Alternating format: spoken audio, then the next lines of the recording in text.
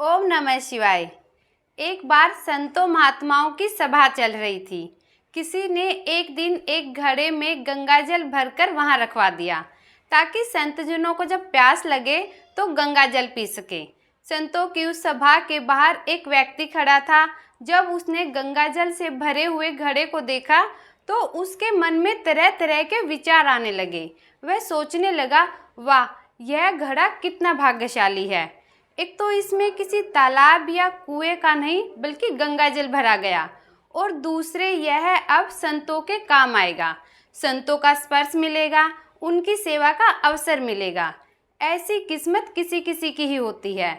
घड़े ने उसके मन के भाव पढ़ लिए और घड़ा बोल पड़ा, भाई, मैं तो मिट्टी के रूप में सुनने पड़ा, सिर्फ मिट्टी का ढेर था, किसी काम का नहीं था।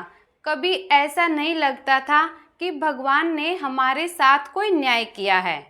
फिर एक दिन एक कुम्हार आया। उसने फावड़ा मार मार कर मुझे खोदा और मुझे बोरी में भरकर गधे पर लाद कर अपने घर ले गया। घर ले जाकर उसने मुझे रौंदा, फिर पानी डालकर गूथा, चाक पर चढ़ाकर तेजी से घुमाया, फिर मेरा गला काटा। इसके बाद थापी मार मार कर बराबर किया। लेकिन बात यही नहीं रुकी। उसके बाद मुझे आवे की आग में जलने के लिए झोंक दिया। अब इतने सारे कष्ट सहकर जब मैं बाहर निकला तो वह मुझे गधे पर लादकर बाजार में बेचने के लिए लाया। वहाँ भी लोग मुझे ठोक ठोक कर देख रहे थे कि ठीक है या नहीं। ठोकने पीटने के बाद मेरी कीमत लगाई भी तो क्या, बस 20 या 30 रुपये। मैं तो पल पल यही सोचता रहा कि हे ईश्वर, सारे अन्याय मेरे साथ ही करने थे। रोज एक नया कष्ट, एक नई पीड़ा देते हो मुझे। क्या मेरे साथ बस अन्याय ही अन्याय होना लिखा है? लेकिन ईश्वर की योजना कुछ और ही थी। किसी सज्जन ने मुझे खरीद लिया और मुझ में गंगाजल भरकर संतों की सभा में भेज दिया। तब मुझे आभास हुआ कि कुम्हार का वह मुझ पर फावड़ा चलाना भी ईश्वर की ही कृपा थी।